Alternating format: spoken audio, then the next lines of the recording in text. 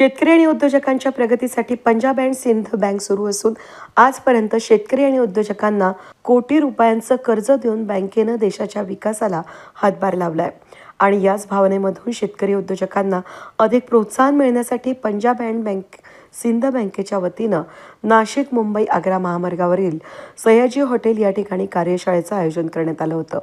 1908 मध्ये स्थापन झालेल्या या बँकेनं स्वातंत्र्यपूर्व काळापासून ग्राहक आणि शेतकरी आणि उद्योजक यांच्या विश्वासाला पात्र ठरलेल्या पंजाब अँड सिंध बँकेनं विविध कर्ज योजना काढून युवा पिढीला चालना मिळाली आहे. शेतकरी उद्योजकांच्या नाशिकसाठी झालेल्या कार्यशाळेमध्ये बँकेचे field general manager Vinod Kumar Pandey, Mumbai zonal manager Sarabjit Singh आणि नाशिक ब्रांचचे मॅनेजर अजित सरोदे यांनी मार्गदर्शन केलं. यावेळी या प्रसंगी उद्योजक ज्या शेतकऱ्यांनी बँकेकडून कर्ज घेऊन आपल्या प्रगतीला खारीचा वाटा असणाऱ्या पंजाब अँड सिंध बँकेविषयी आपल्या प्रतिक्रिया त्यांनी देऊन आभार व्यक्त केले. नाशिकमध्ये देखील विश्वासास पात्र ठरणाऱ्या पंजाब अँड सिंध बँकेची नवीन शाखा गोविंदनगर या ठिकाणी सुरू होणार असून शशिकांत भेंडे हे त्या शाखेचे शाखा व्यवस्थापक म्हणून काम पाहणार आहेत.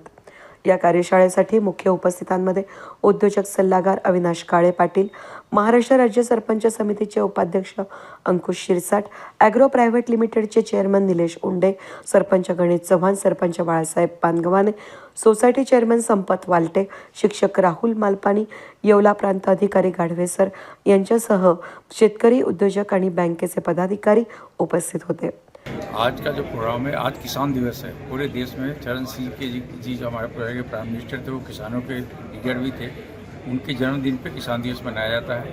और हमारे बैंक ने फैसला किया कि आज के दिन हम पूरे इंडिया में अलग अलग जगह पर जाके किसानों के लिए सेवा के लिए लोन देंगे या उनकी समस्याएं सुनेंगे. उसी दरमियान में महाराष्ट्र में हम नासिक में आए हैं और हमारे जितनी भी खेती और खेती से रिलेटेड फूड प्रोसेसिंग के जो लोन है उसके बारे में हम लोगों ने अभी डिस्कस किया, सब लोगों से किसानों को बताया. और जो भी हमसे लोन लेना चाहेगा, हमसे जुड़ना चाहेगा, हम जल्द से जल्द उसको लोन सैंक्शन करके देंगे और ग्रोथ देंगे. हमारे महाराष्ट्र के अंदर हमारा जो एग्रीकल्चर लोन का जो पोर्टफोलियो है उसका ग्रोथ जो है मार्च से सितंबर में वो 67% का है. ये शो करता है कि यहाँ पोटेंशियल बहुत है. और नासिक तो बहुत बड़ा जगह है जहाँ खेती का बहुत काम होता है, इसलिए हम लोग यहाँ पर आए. आजचा किसान दिवस असल्यामुळे बँकेने एक नवीन ब्रांच शेतकऱ्यांसाठी एक ओपन केली. तसेच यामध्ये जवळपास आज बँकेने कृषी जे शेतीविषयक प्रोसेसिंग युनिट आहे त्यामध्ये 150 कोटीचं टार्गेट ठेवलं होतं. त्यापैकी 80 कोटीचं आज बँकेने वाटप केलं आहे आणि ही नाशिक जिल्ह्यामध्ये फार मोठी अभिमानाची गोष्ट आहे. मुख्यमंत्री योजना जी आहे CMGP हिच्या अंतर्गत बँकेने जवळपास 50 लाखाची 6 प्रकरणं वितरित केली. त्यानंतर शेतकऱ्यांसाठी ॲग्री इन्फ्रा फंड म्हणून जी स्कीम आहे त्यामध्ये जवळपास 1 कोटीची 5 प्रकरणं बँकेने वितरित केली. आणि फूड प्रोसेसिंगमध्ये जवळपास 13 कोटी 16 कोटी असे काही जवळपास 70 ते 80 कोटीचं बँकेने आज वाटप केलेलं आहे. शेतकऱ्यांना आव्हान एकच करणार की बँक नेहमी एक पाऊल पुढे चालते, तर शेतकऱ्यांनी पण कर्ज वेळेत फेडावं आणि बँकेलाही म्हणजे त्याचा त्रास होणार नाही, शेतकऱ्यांना होणार नाही, त्यांची पत बँकेत टिकून राहील. दुसऱ्या वेळेला ज्यावेळेस बँकेत जातील त्यावेळेस वर ताट मान्य बँक आल्यानंतर जी प्रोसेस आज महिनाभरात झाली असेल ती 8 दिवसात होऊ शकते.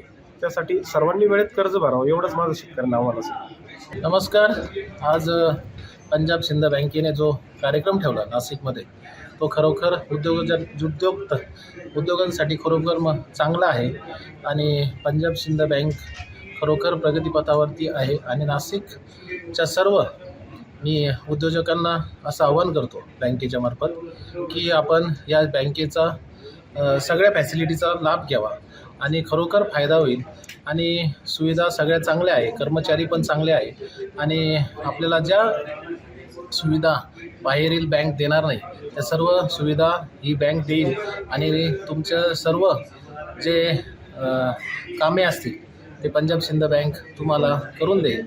आणि मी स्वतः अंकुश शिरसाट, मी एका गावचा सरपंच आहे, एका महाराष्ट्र राज्याचं पद आहे माझ्याकडे सरपंच परिषदेचं.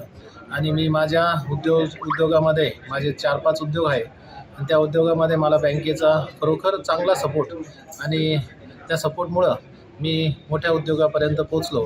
माझे सगळे स्वप्न आणि मी ज्या नियोजन केलं होतं आणि जो माझा टार्गेट होते ते सर्व पूर्ण झाले. या बँकेमुळं. मी बँकेला मनापासून धन्यवाद व्यक्त करतो आणि बँकेचे सर्व कर्मचारी आणि आज ह्या ठिकाणी पांडे साहेब आणि सिंग साहेब या ठिकाणी आलात आणि सगळ्या उद्योजकांना प्रोत्साहन केलं, त्याबद्दल मी दोघांचं मनापासून धन्यवाद व्यक्त करतो. आणि यांनी आम्हाला हा वेळ आणि या ठिकाणी मंचावरती बोलून आमचा सन्मान केला, त्याबद्दल बँकेचं मनापासून धन्यवाद व्यक्त करतो. पुन्हा एकदा धन्यवाद. वेद न्यूज